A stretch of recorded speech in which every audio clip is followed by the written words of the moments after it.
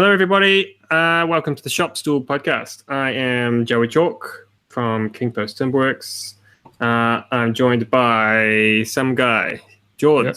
Hey, there we go, Jordan. Yep, there he is. How As are you may have noticed that Robin is not doing the intro as per usual, and I'm making a meal of it.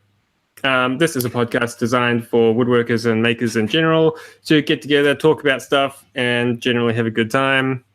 Some kind of community spirit is advised. That's good, man. You're doing well. Right, let's go. I've got. All right.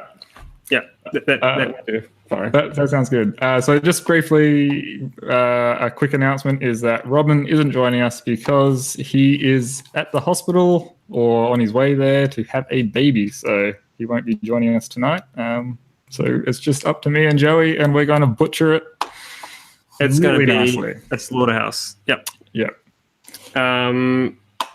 Just to clarify, he will not be having a baby himself, but he will be in the vicinity of the baby happening. Yeah. Thanks, Cool. Leroy. I was doing my absolute best. Right. So what are we working on this week? I guess is the first thing we usually do. So Joey, take it away. Okay, sure. What have I been working on? Well, interestingly, I posted a video. I'm pretty sure I posted it early this week. This week's gone so quick for me, I can't actually work out which day is what. What was it called? The Wall Hung Entertainment Center Thingy-bob video.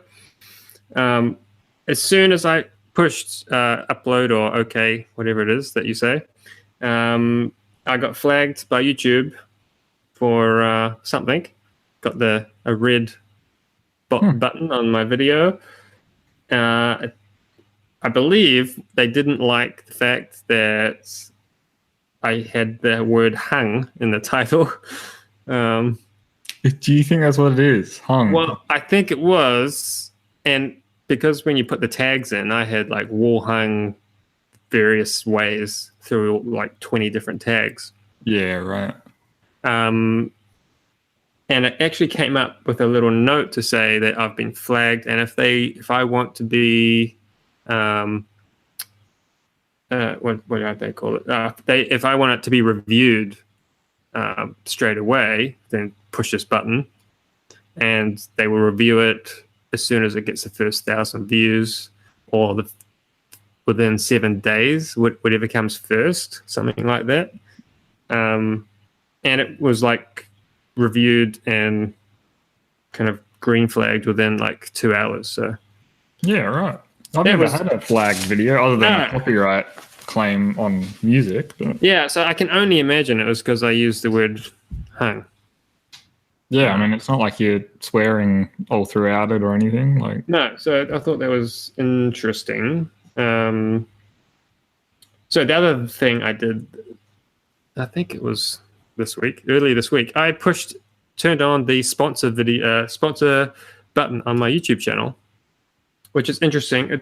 I guess it's kind of like Patreon, but I went ahead with it for a couple of reasons. One, that it's on YouTube and I don't have to deal with some other company. It's just I've got everything there. And two, what I really want is to try and have a little bit of extra cash around to give me a bit more time to actually make more videos, because I realized that my video production is slacking off a bit. And so I got some sponsors, so that was cool. I've got 3, I think, this week, so that was cool. And so actually what I'm going to do is provide a sponsors only video once a month.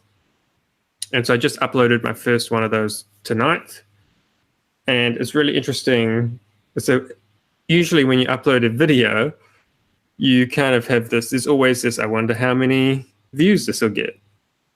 I know exactly how many views this video is going to get. 3. Yeah, it's like, it's a weird feeling to like put all this effort into a video and just to have a few views.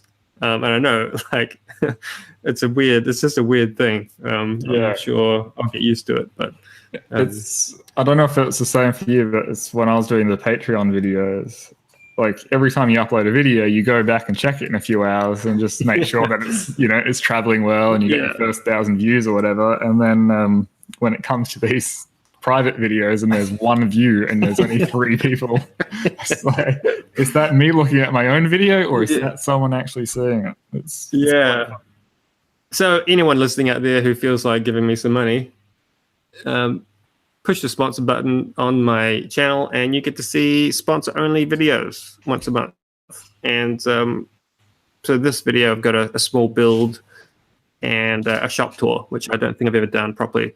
So cool. That is on there right now. So I had an interesting little thing happened. I went to measure up a job, which is something I don't usually do at this stage because I haven't been paid any money yet.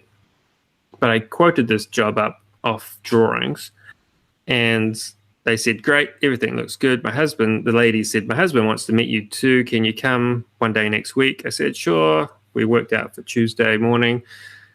I get there a little bit early. And so I'm talking with the wife about this bookcase, this built-in bookcase. And so then the husband walks in and just kind of everything just kind of went a bit sideways. Like they kind of started having an argument about what they were actually getting made and what color everything was going to be and what it was going to look like. And I'm kind of like, didn't you guys like, 1, talk about this, and 2, look at the drawings that you sent me and that I sent you as well. Suddenly we're on page 4 and I'm on page 1. So yeah, I was like, okay, I've got the measurements. You guys argue amongst yourselves and call me. Needless to say, I haven't got any contact information back from them. You know, I haven't heard back. So that's awkward to be in. But. Well, yeah, it was just a really strange. I was kind of like, well, I thought we were like just about to press go on this. Yeah. And now you're like not even wondering if you want to build something. And she's yes, and he's like, oh, I don't know if I even want something there. Like, every time someone asks me who my main clients are, I always say wives. Yeah, it's always the wife that does all the decision making. Interestingly enough, like probably you've gone through it building a website, but like the guys that built my website were like, who are your target market? Yeah, and I've known this because I've had to work it out before, and I notice it. My target market are young parents who are renovating their house for the first time. Right. Generally, who I make furniture for is they've just got some money from the bank. They've added onto the house or renovated the house. They've usually got at least one under 5-year-old kid, and yeah, it's really interesting that I would say 75% of my clients fit into that category. Yeah. I mean, I with like my advertising and all that sort of stuff, I always select certain demographics, which are generally homeowners or investing owners and all that sort of stuff. But I've never really thought about that category of young couples getting into the home market as being a good place to focus on. So maybe I should reassess, because I have just redone my website. Generally, that you wouldn't think that would be a good market, but in the people who are able to get mortgages and to do work on their house, they generally want, often, probably good for you, some kind of dining suite. Yeah, well, I've just had a walk-in customer who are a young couple, like only my age, I'd say. Actually, I know it is because their email address signs off with the same birth year as mine. So, but yeah, they're just about to finish building the first house, and they came just a walk-in customer, and they've come in wanting the dining table, a bench seat for it, 2 stools for the end. Yeah, cool. A coffee table after this build and something else. What was it? But yeah, like a good customer to have, because there's a lot of stuff they want done. And they're a young first home buyer. So that's cool. Yeah. Let's see. The other thing that happened this week, which is not so much fun, is that I believe that my air compressor has died. The which is not cool. Yeah, something has gone kaput. Is it old belt drive or direct drive? It's a belt drive. My father-in-law has taken it apart. He's a electrical man. Right. He's taken it apart, put it back together. The engine works. I say the engine, the motor. And the belt spins freely, but when you combine the two back together, everything seizes up. So might have thrown a bearing or something, or yeah, it runs really nice. Just when the motor's not on it. Yeah, it's very right. smooth. And then the motor itself runs perfectly fine. We actually took it apart. The centrifugal switch had some carbon on it, so we cleaned that out. But otherwise, my air compressor sits on a little lofty thing I built about 2.5 meters up, and it weighs.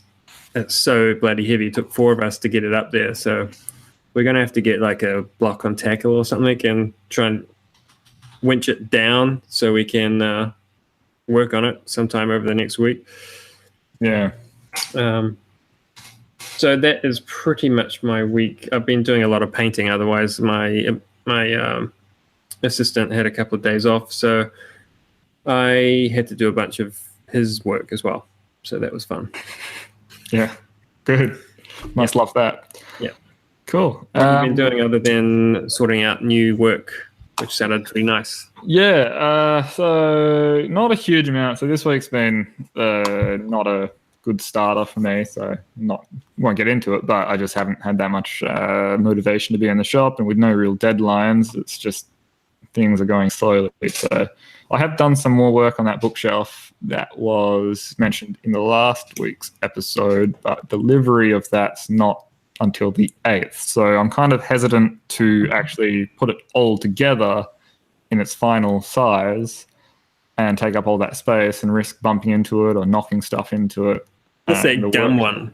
Yeah, that's the blue gum one. Blue gum. So it's just kind of sitting there as flat pack, ready to be put together. But I haven't really had the need to do it yet or the desire. So that is that. I saw on your Instagram, perhaps, Maybe a lamp thing. Yes. That looked interesting. What's going on there? So as I've mentioned in quite a few episodes, I've got a new laser cutter on its way to me, which is a monster one, and I am working on projects for that. So all week I've been learning how to work with the Fusion 360 features that make all this stuff easy. But basically, I am just making lamps and shades which go along with these really nice German Urco fittings. I think they're German. And that is, so as soon as my new laser gets here, I can start pumping out these projects and hopefully generating, something at least. So what was that? It looked like that picture that it was made of like round stock or dowel or something. Yeah, so the actual lamp, so the floor standing one, which I'm trying to design now, not 100% happy with it, but it's a bent lamination is what I'm thinking for the main shaft with a cool bent lamination kind of half lap joint in it. And then with that going on, and then within the lamination, I'll have a void for the cable to run down and basically then attach the lampshade to it. There is a few legalities that I'm not I have to research because the components that I'm using are all whatever it is ASA approved, I think is what it's referred to over here, and I'm not doing any of the wiring. So does that mean that my product has to be approved with the same people, or does that not apply because but I mean, my sister's a lighting designer, so she's probably a good resource to ask about this stuff. Over here, you would apart from the electrical work having to be certified somehow, if you were going to sell this as a product at a shop, it would also have to, I believe, it would have to have some kind of flammable risk assessment type thing. to say that it's not combustible in itself if it got too hot, if they used some oddball light bulb that heated up. Overloaded the system or whatever. Yeah, it's not just going to combust at like 20 degrees or something. Right. And so that could be to do with finish. I'm not entirely sure, but that would be worth. I mean, it's interesting because it's kind of different if someone were to order one, a client. Yeah. You would do those checks presumably, but you wouldn't have to probably go through the same channels. No.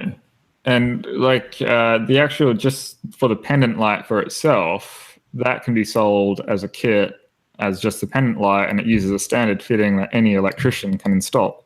So the materials that are used have obviously got to meet the requirements of not being, spontaneously combustible or whatever. And I think they're fine. It's just the products that you're selling complete with electrical that big question mark to it.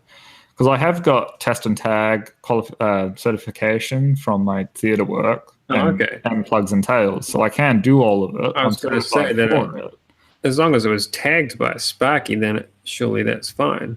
Yeah, exactly. So it's just a few of those little small details I have to iron out before I get into it. But the design itself is cool, and I'm sure it won't be hard to get that certified.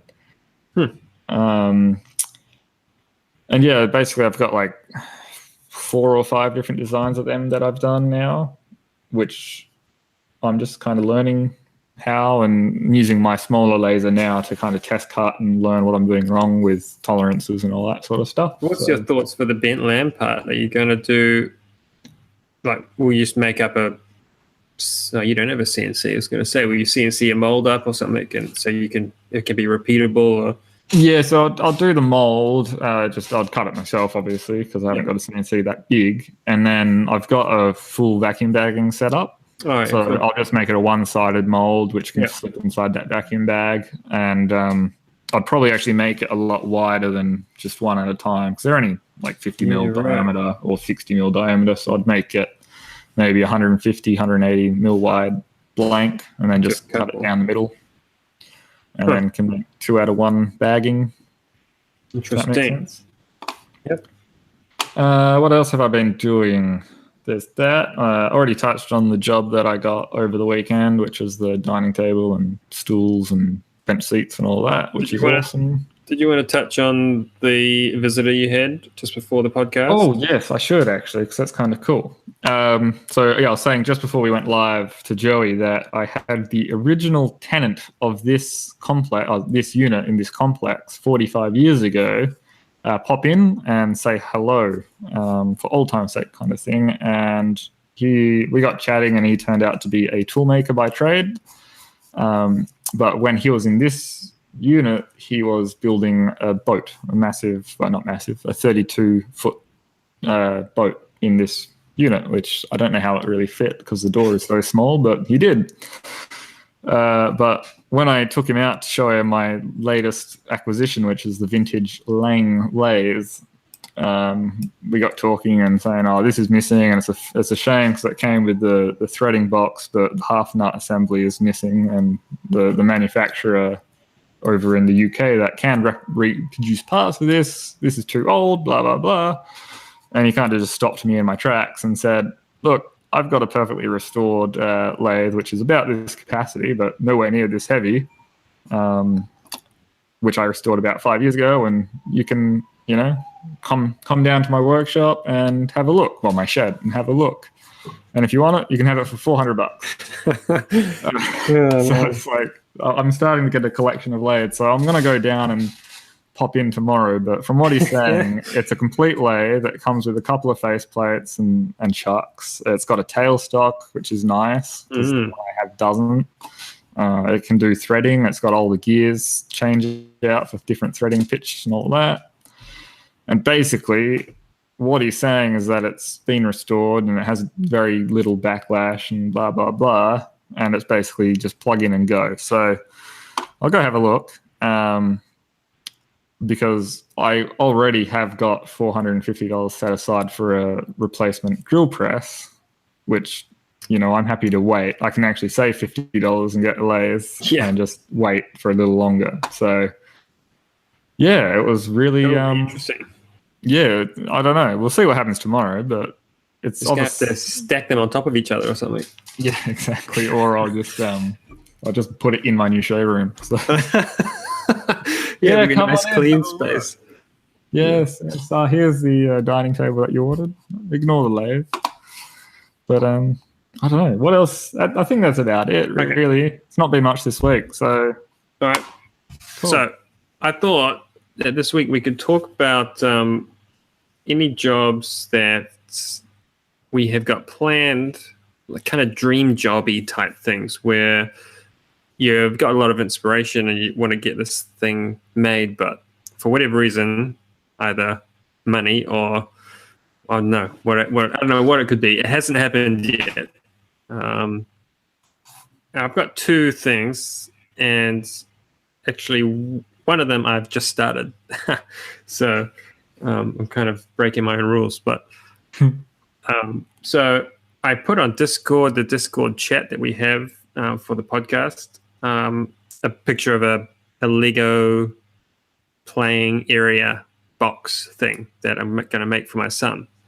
Well, I've started making that, and I've just posted actually something on Instagram, a little shot of it. And it's interesting. It's one of those things where this job in particular, I hadn't been thinking about for a long time, but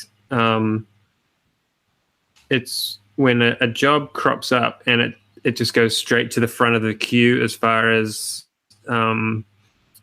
your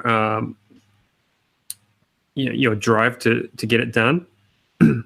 Sometimes you might have 3-4 jobs on, but one of them you're just way more excited about, and so you kind of put all your attention on that, and instead of probably the ones that you should be working on. Yeah. And this one is like that for me, and I've got like 3 or 4 weeks to get this done, and I'm like smashing through it, and I'm actually trying to slow myself down a little bit because I'm like, what am I going to do when this is finished? Where is it going to go? It's just going to sit around in the workshop, getting dusty, and that person who it's for will see it, and then what do I do?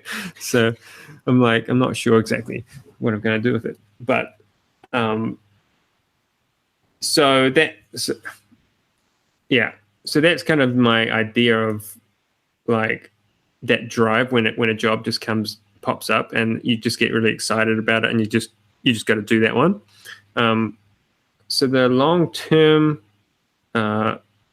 idea I've had, I came up with this idea right around Christmas time, because we just moved into this house and it was really hot, and we're like, we need an outdoor table, but we also need shade, and we're not going to put like a permanent roof type thing over our deck because it's going to block too much light coming into the rest of the house, blah, blah, blah. So we need some kind of shade over our table. So I came up with an idea. I've made quite elaborate drawings, actually. So I'm going to build a table where one of the legs, so let's say this maybe is going to be 2 meters by 1 meter wide. But one of the legs is going to be a fairly substantial beam that carries on through the tabletop up to, say, 2 meters tall or something. And then from there, like a pergola will hang over the table itself off the actual table. Like a cantilevered roof sort of thing. Yeah. So my idea is to have from that corner leg, a beam will then run diagonally across from corner to corner, and then a roof will everything will be cantilevered by half, kind of hanging off this one beam. And it's taken quite a lot of drawing to get it there, but I want to make it out of Iroko, mainly because I had a big chunk of it left over from that outdoor sofa I made a while ago. and two, a neighbor of mine just dropped off a whole bunch of Iroko that was an old bar top, and I bought it off him for like $200. So I've almost got enough timber to actually start making this thing. I'll probably just need to buy another couple of pieces. What I found though with Iroko is when the end sits in the sun, it likes to check, even if it's well dry. It will check about 50 mil up the board because I've had a stack of it sitting, some of it in the sun, and it's just started checking. So I was at my local library the other day, and I noticed they had a whole bunch of cedar boards as a kind of pergola, and they had little copper caps over the top, over the ends of every one of these boards. These are like 70 by 70 planks of cedar.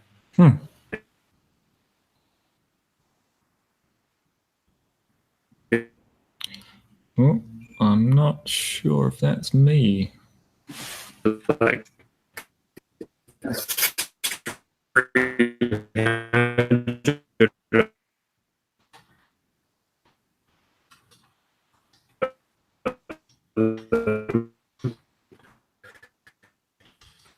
and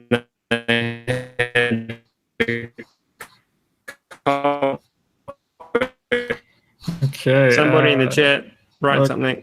Okay, Joey, you are having some problems. Okay. Maybe we'll just give it a few seconds and see if you restore. Can you? All right. Well, while we wait for Joey's connection to stabilize, can everyone still hear me in the chat? Am I still clear? I'm going to assume I am. Can you hear me, George? Okay, yep, you're coming back. Okay. I didn't do. Oh, no, you're not back. What should I get a new one, Bo? All right. I'll go away and come back. Okay, enjoy. All right, while we're waiting for Joey, let's talk about a... Wow, this is weird, just talking to everyone myself. What was my dream kind of project is what I should be talking about, and that is a low back chair. So when I finished my TAFE course, which was in furniture design, I designed and built a prototype low back chair. The issue with that, though, was that I built it out of pine and I never got the geometry quite right. And for that, I thought, you know, that's something that I will be easily be able to remake, but I never did. So that would be my project. I have a lot of things in the chat and I'm getting distracted. Sorry for my train of thought. Joey, are you back? I'm back, apparently. Okay, cool. What'd I miss? You missed me trying to ramble on. You should have just started reading the phone book or something. I know, right? Robin goes for one episode and it all goes to hell. That's all right. He can edit this out, can't he? Oh, I hope so. Good.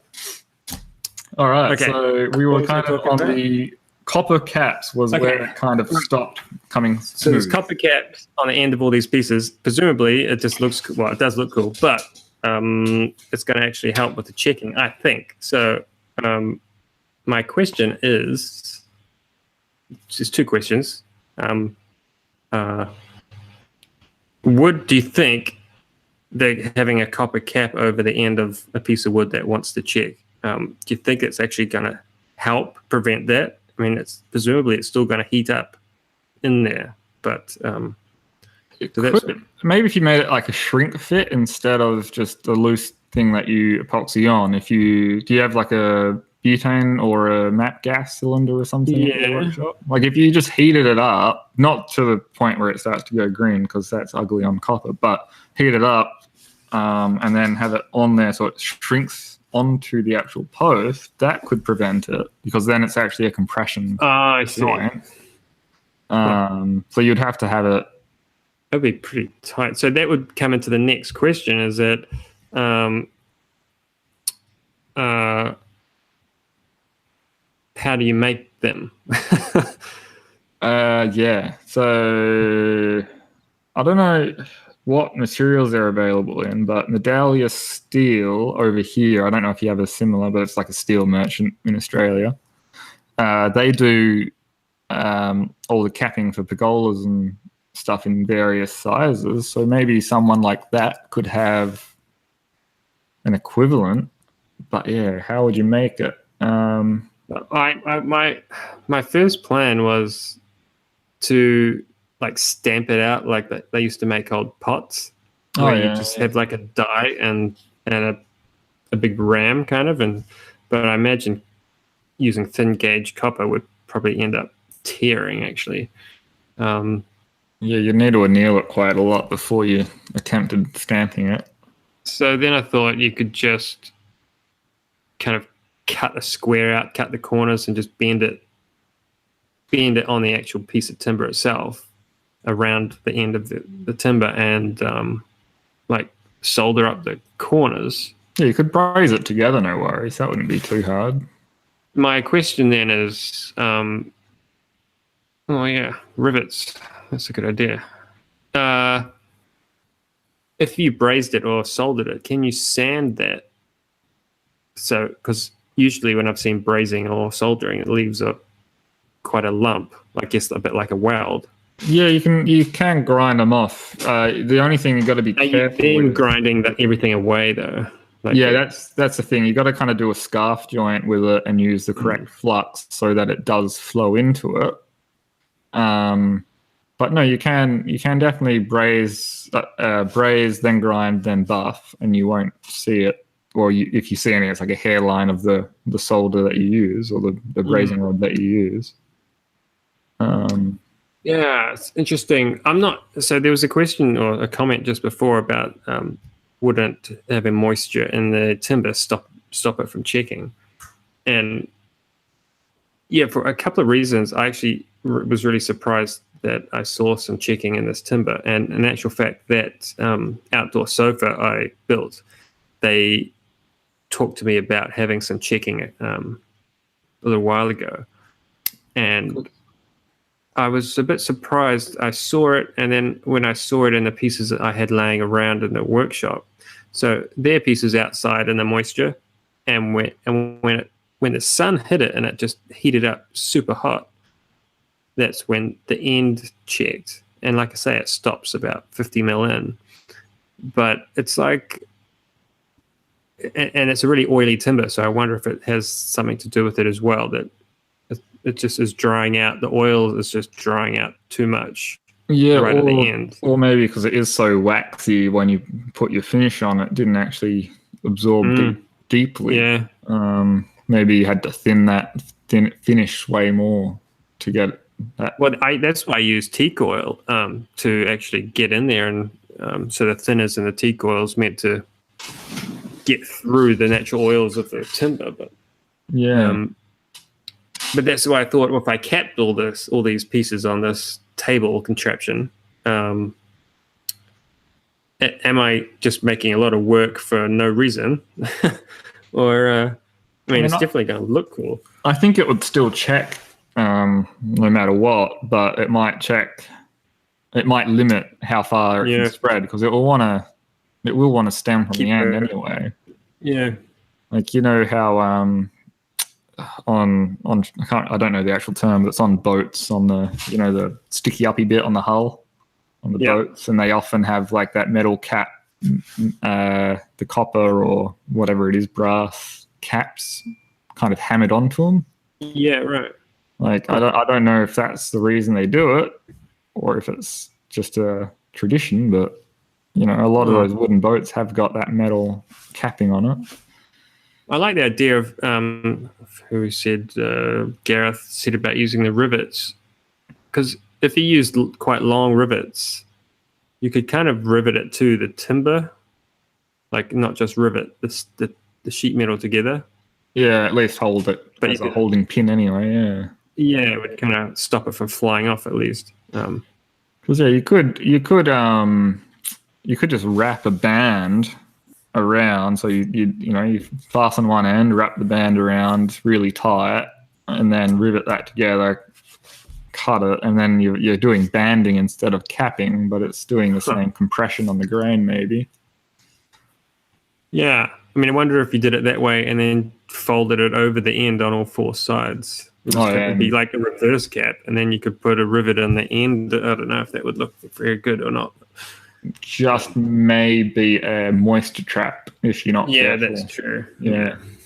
But that's also what I'm wondering is if you put caps on all these bits of wood, are they just going to be little cups of water themselves? Yeah. Probably doesn't matter with oily wood, but yeah, I don't know. Sure. It's a tricky one. Yeah.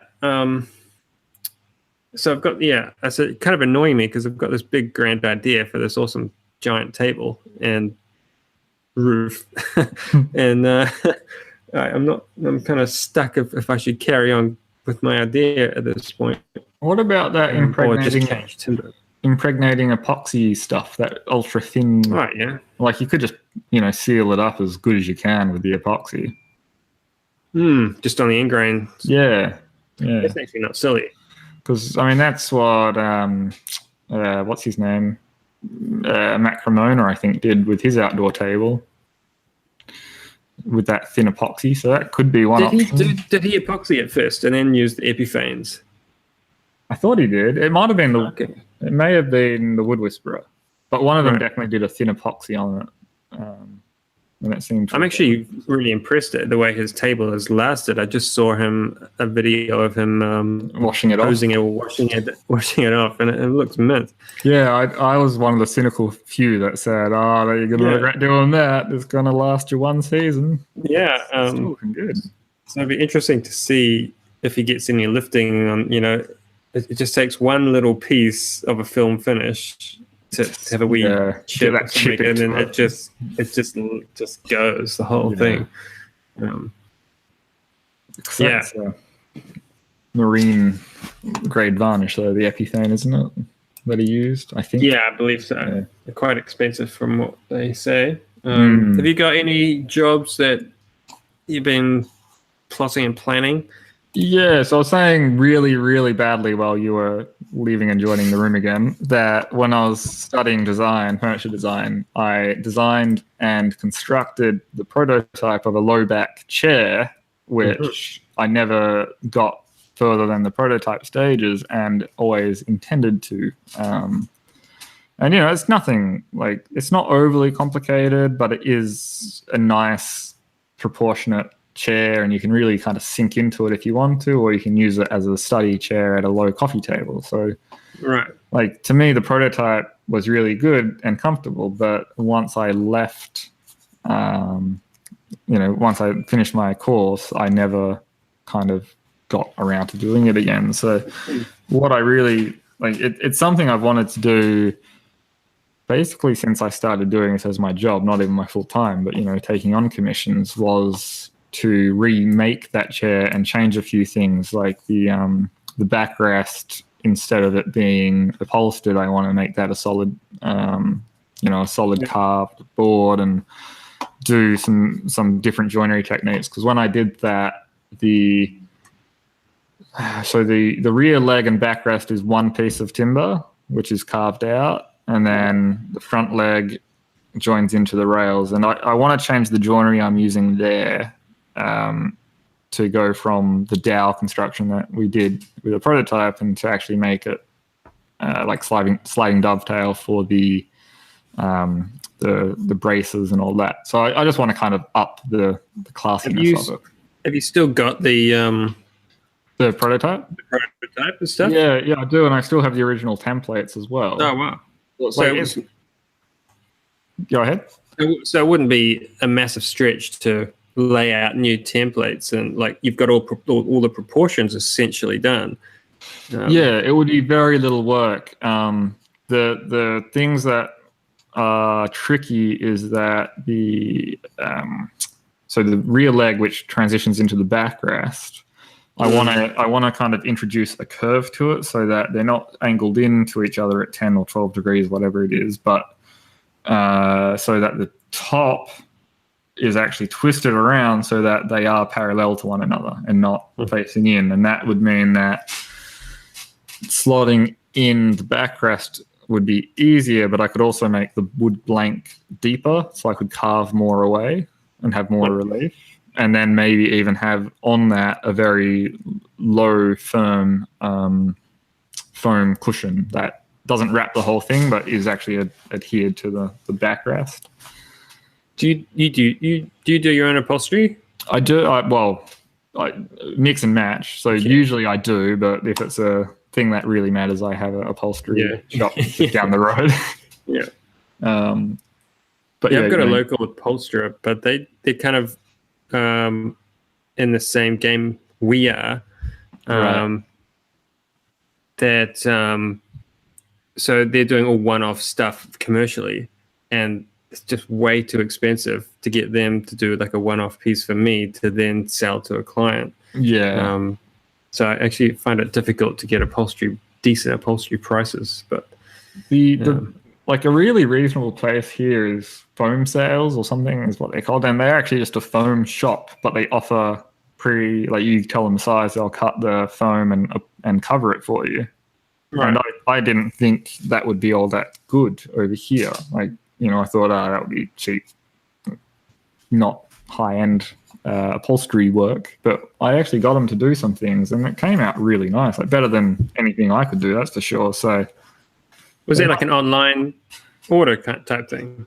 No, they're a physical shop. I think they're a chain from memory, maybe. But yeah, they do it, but it doesn't feel like getting upholstery done when it's just cushions. It's just, sized cushions. I suppose. Like with this one, the base is actually a wrap around and tacked upholstery over a wooden frame, and then you do the webbing and everything on it. So it does have to be finished quite nicely for it to look acceptable. Would be a word. If it's something that I have never learned how to do, and I don't even know where to start, is making a frame for a mostly upholstered seat or sofa. Like it's like with the webbing shape, and all that, or no, like just for the timber frame. Like what shape does the frame have to be, and how much allowance do you make for the sponge to be pulled and curved and bent this way and that way, and especially with the older styles, like where you have pieces of timber and the armrests exposed, and it's like, what shape is the rest of that piece of wood that adjoins the frame, but you leave that little part sticking out? Like I've no clue how that works, and I would really like to investigate that. Yeah, I would love some actual real like industry knowledge on it, because I've always just kind of gone with what feels right. But there's so many techniques that I don't even know. Like you can do, it's like a tack strip that you fold into the fabric that you're overlaying, and then you hammer the fabric directly into the rail. Yeah. And that's what I tried on this prototype, and it came out okay. Yeah. But you can see where it's kind of bunched up, or the fabric's not stretched evenly, and there's like a little bit of a tight section here, and this section's a little bit too loose, and then this section's just right. I've always assumed that they have like a rebate in the timber frame that the upholstery is tacked into, so you end up with an almost flush transition between fabric and timber if you're having an exposed piece. Yeah, like that's what it seems like is happening, but I haven't worked it out. No, and the thing, like I've asked a few people at the Wood and Craft Show here in Perth who are selling the upholstery suppliers about that, and they've never really given me a clear answer. It seems like an older school skill set as well, I think. Yeah, for sure. I think that is done there. Yeah. All right. Let's hammer through this. We're a little bit early, but we will go on to what we have been watching. Unless anybody's got some questions, we can jump onto that, but we can talk about what we've been watching as well. I usually go first, so I might as well go first again. I didn't actually watch this video because I listened to it on the podcast. So it was Adam Savage's Make a Fair Sunday sermon. And this year they didn't call it on the Tested channel. They didn't call it Sunday Sermon. They just called it like Adam Savage's talk at Maker Faire, which is odd because Maker Faire now officially calls it his Sunday Sermon. So who knows? Maybe but yeah, anyway, on the Tested podcast, still untitled, they actually played this 15-minute talk at the end of their podcast. So it's a live recording, and I just didn't even know it was on there. Just listened to it after the podcast finished. Super awesome. Like he's just the guy is so passionate about what he does, and it ends up being quite a very deep talk about why we make and what it means. But a really tangible takeaway thing that I got from this speech was, and he just said it in passing, but I thought, especially George, for you and me, he said whenever he makes anything like a one-off piece, he always makes two of them. That way, he has one to do what he wants with, and then the other one he either sells or gives away to a friend.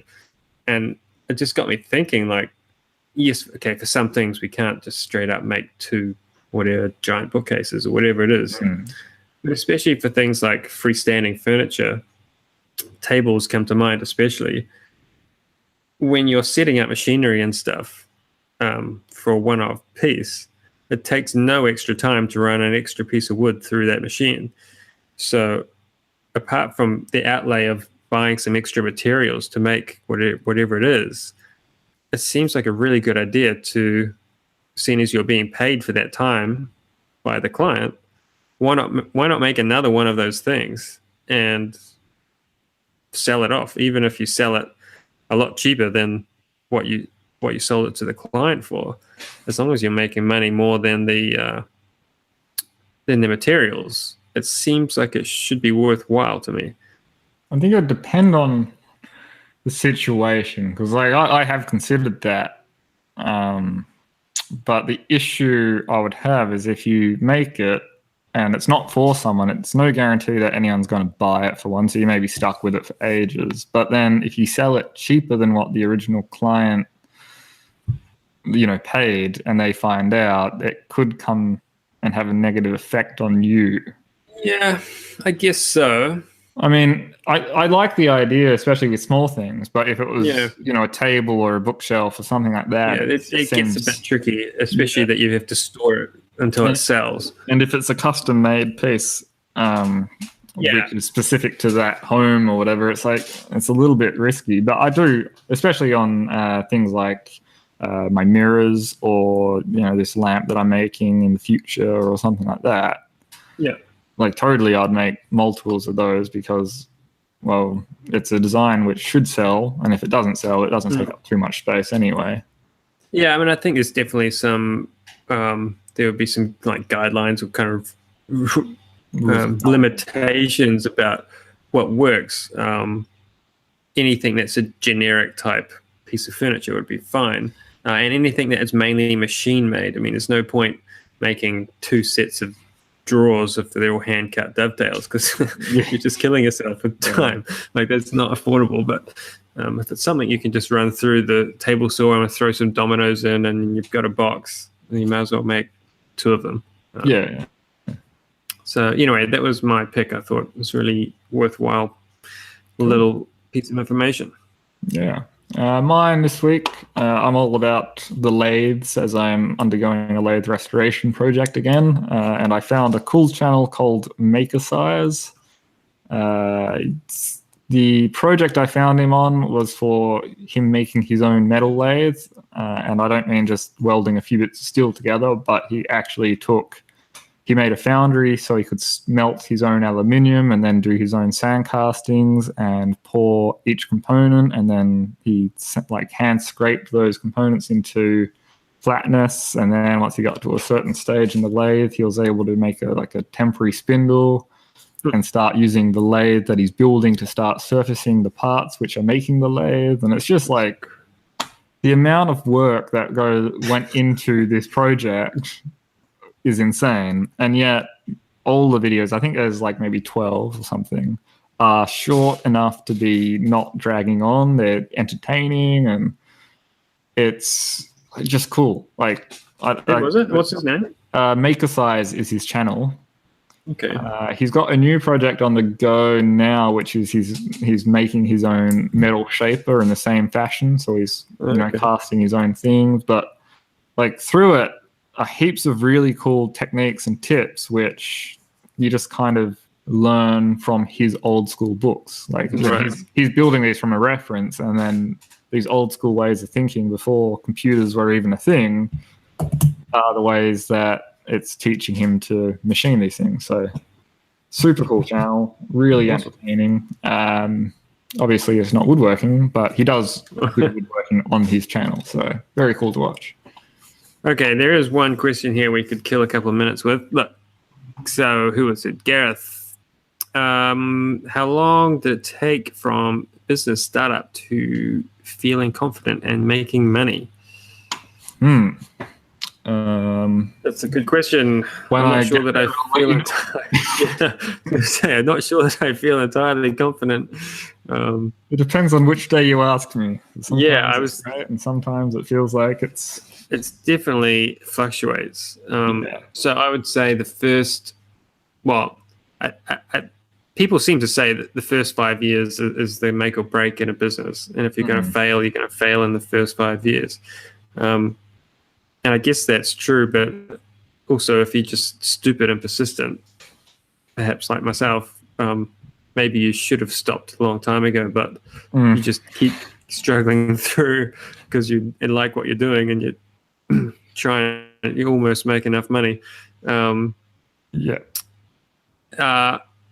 would say the first year for me, like there was just a lot of growth. There was a lot of new inquiries. And that felt really good, getting constant new kind of inquiries come in. But once you get used to that kind of that flow of work, then there's, and I'm sure we've talked about this before, there's that whole, am I actually making money, or am I just kind of making more work for myself? And that is still a question to be had and answered.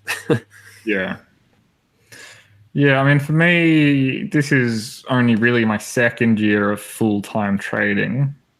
So I claim this is my second year of, business, because with a rebrand and all that crap. But in reality, I've been doing it for 4 or 5. And I mean, I'm at the stage where my business is generating income, which is really good for second year of full-time. A lot of people don't make any money in the first couple of years at all. In fact, most people lose money. And as far as my business goes, I'm in a good position. If I would just stop, buying crap that I don't need, I might have actually had some money in my bank account. But because, my business is making money, but I'm not necessarily. Like, I'm staying afloat and all that. Yeah. And 1 month is really great, and then the next month, like this one, is a bit quiet, and that's really disheartening. And it's like, maybe I should just go get a job for a few days a week, and then fall back to making this part time. But then you get a customer walk in or an email come into your inbox. That's right, and everything changes. And instantly you go from this defeated feel to all right, what I'm doing is actually working. And and also I say often, it tends to happen when you're right at that point where you're like, oh man, maybe if I got a job 2 days a week somewhere else, and then you get an email and you're like, oh my God, if I had that 2 day a week job, I'd never be able to take on this giant job that just came in the door. Yeah, exactly. And so, the places that you would want to work as well. Not really, like, it's either your competition or they wouldn't accept for 2 days a week or something. Right. So it's a hard perspective. But like for me, the first year of trading, I just for reference, I think I was 12 grand in the negative. So like that was after setting up, doing workshop move, doing heaps of transport, getting everything kind of worked out, and that included a car purchase. But then I made that up this financial year and I'm in the positive, but because of personal situations with like personal finance from when I was, working full time for a touring company and all that, I didn't have $35,000 to pay out that loan. So I've still got that debt and I've still got a bit of the credit card debt. So while business is like there, it doesn't feel like it for me because of my prior, concessions or whatever you want to call it. So it's easy to get disheartened with it. But really, 2 years is my thing before it starts swinging well. Okay. All right. Well, we will call it there, I think, for the evening. Yeah. So thanks to everybody who is watching and listening. We will be back the same time next week. Hopefully, Robin will be back to steer the ship away from the rocks. And to and save us. Yeah. So until then, everybody have a good week and see you later.